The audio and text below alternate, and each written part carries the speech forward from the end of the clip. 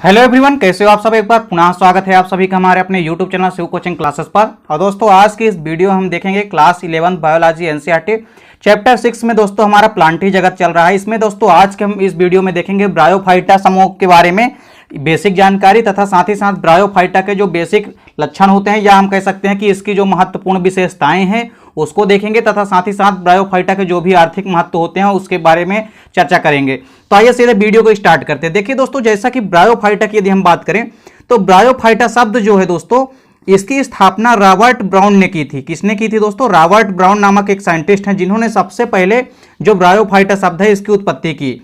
अब देखिए ये प्रथम स्थलीय पादप हैं। देखिए यदि ब्रायोफाइटा की यदि हम बात करें दोस्तों तो ये ऐसे प्रथम स्थलीय पादप थे, यानी ये पृथ्वी पर आने वाले प्रथम स्थलीय पादप थे।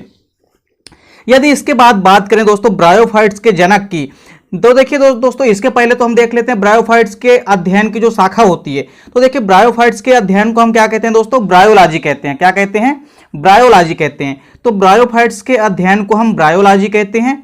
वहीं दोस्तों यदि हम बात करें ब्रायोलॉजी का जनक की, तो देखिए ब्रायोलॉजी के जो जनक है दोस्तों वो एफ केवर्स को कहा जाता है। किसको कहा जाता है दोस्तों?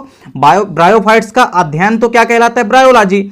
लेकिन जो ब्रायोलॉजी है दोस्तों, तो ब्रायोलॉजी का जनक यानी फादर्स ऑफ ब्रायोलॉजी किसे कहा जाता है? तो एफ केवर्स को कहा जाता है। किसको दोस्तों? ब्रायोलॉजी का जनक कहा जाता है, यानी फादर ऑफ ब्रायोलॉजी।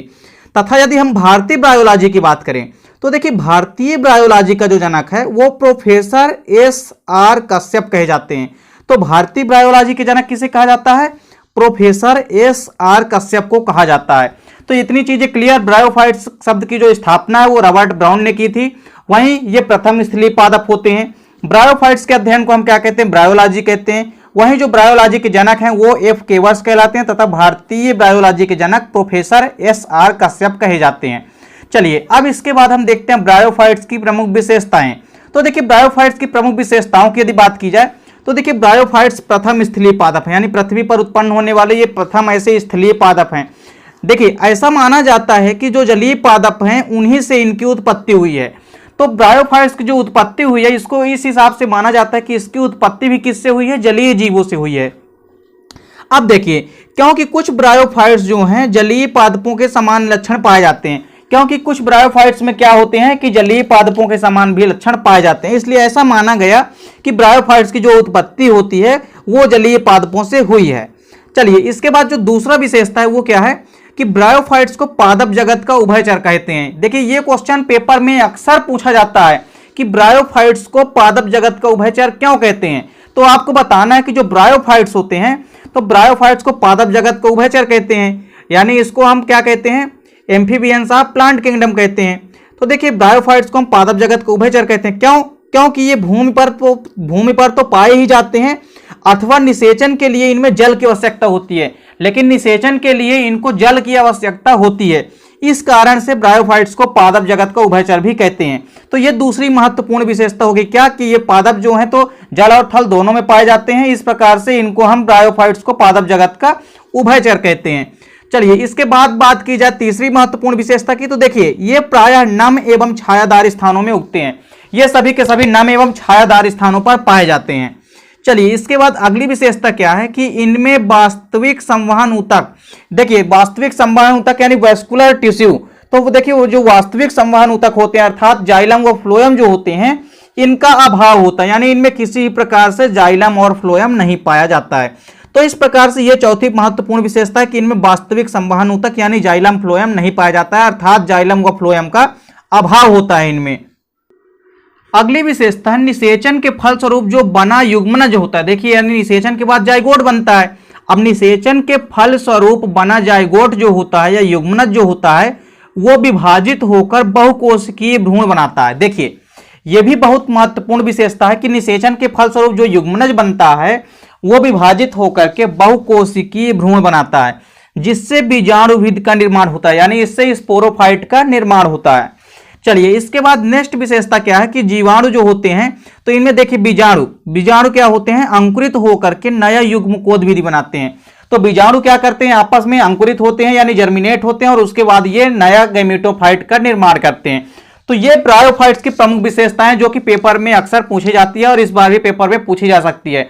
तो इन विशेषताओं को आपको अच्छे से तैयार करना है। देखिए अब हम इसके बाद ब्रायोफाइट्स का जो आर्थिक महत्व है यानी ब्रायोफाइट्स का जो इकोनॉमिकल इंपोर्टेंस है उसके बारे में चर्चा करेंगे। तो देखिए सबसे पहले यदि हम बात करें ब्रायोफाइट्स में, तो देखिए ब्रायोफाइट्स का जो सदस्य है मांस, तो देखिए मांस वर्ग के जो पादप हैं कुछ शाकाहारियों द्वारा भोजन के रूप में भी खाए जाते हैं।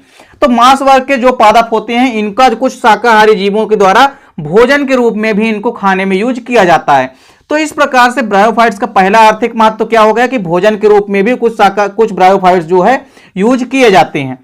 चलिए इसके बाद देखिए यदि ब्रायोफाइट्स की हम दूसरी यहाँ पे आर्थिक महत्व की बात करें, तो देखिए ब्रायोफाइट्स की यदि हम बात करें तो देखिए जो मांस होता है मांस पारिस्थितिक अनुक्रम में सहायक होता है। देखिए पारिस्थितिक तंत्र में भी इसकी अहम भूमिका होती है और यह पारिस्थितिक तंत्र को अनुकूल बनाने में सहायता करता है, यानी पारिस्थितिक अनुक्रम को पारिस्थितिक संतुलन को बनाए रखने में सहायक होता है। तो यह दूसरी प्रमुख आर्थिक महत्व है किसका, ब्रायोफाइट्स का, कि ब्रायोफाइट्स के अंतर्गत जो मांस आता है यह पारिस्थितिक अनुक्रम में सहायक होता है, यानी पारिस्थितिक संतुलन बनाने में सहायक होता है। वहीं यदि हम बात करें देखिए इसके बाद ब्रायोफाइट्स की जो आर्थिक महत्व है, इसमें अगला पॉइंट क्या है कि प्रथम विश्व युद्ध में छोटे मांसों का प्रयोग रुई की जगह में किया गया था। देखिए इसका उपयोग जब प्रथम विश्व युद्ध हुआ था उसमें छोटे छोटे जो मांस हैं इसका उपयोग जो है छोटे छोटे मांस रूपी जो पादप होते हैं इनका उपयोग जो है रुई की जगह में किया गया था, क्योंकि ये गद्दीदार होते हैं इसलिए इनका उपयोग जो है रुई की जगह में किया गया था। तो ये तीसरा प्रमुख उपयोग है कि रुई की जगह में भी हम इसका उपयोग कर सकते हैं या यूज कर सकते हैं। इसके बाद अगला यहाँ पे है जल अवशोषण गुण के कारण मांस का प्रयोग कलम बांधने में भी किया जाता है। देखिए इनमें जल अवशोषण का गुण पाया जाता है। देखिए इसका जो सदस्य है मांस, इसके अंतर्गत जो जातियां होती है इनमें जल अवशोषण का गुण पाया जाता है, यानी वाटर एब्जॉर्प्शन की क्षमता होती है, जिस कारण से ये क्या करते हैं कि कलम बांधने में भी इनका उपयोग किया जाता है। तो इस प्रकार से ये चौथी प्रमुख आर्थिक महत्व है किसका, ब्रायोफाइट्स का। इसके बाद देखिए एक आखिरी इकोनॉमिकल इंपोर्टेंस क्या है कि जो स्फेग्नम होता है, स्फेग्नम नामक एक ब्रायोफाइट्स का पादप है, स्फेग्नम के एंटीसेप्टिक गुण के कारण इसे शल्य चिकित्सा के पश्चात घाव की मरहम पट्टी के लिए प्रयुक्त किया जाता है। यानी स्फेग्नम नामक जो पादप है इसे एंटीसेप्टिक बनाया जाता है, एंटीसेप्टिक जो कि शल्य क्रिया के पश्चात घाव होता है जिसमें पट्टी मरहम की जाती है, तो मरहम पट्टी के लिए इसमें प्रयुक्त किया जाता है। तो इस प्रकार से दोस्तों यहाँ पे ब्रायोफाइट्स के जो भी आर्थिक महत्व है तथा ब्रायोफाइट्स की जो भी विशेषताएं हैं आपको अच्छे से तैयार करनी है, क्योंकि पेपर में ब्रायोफाइट्स की विशेषताएं और ब्रायोफाइट्स के आर्थिक महत्व कोई भी क्वेश्चन यहां से पेपर में पूछा जा सकता है। तो उम्मीद करता हूं दोस्तों वीडियो पसंद आई होगी। दोस्तों वीडियो अच्छी लगे तो लाइक और कमेंट कीजिएगा, साथ ही साथ दोस्तों को भी शेयर कीजिएगा। मिलते हैं दोस्तों नेक्स्ट वीडियो में, तब तक के लिए जय हिंद, वंदे मातरम।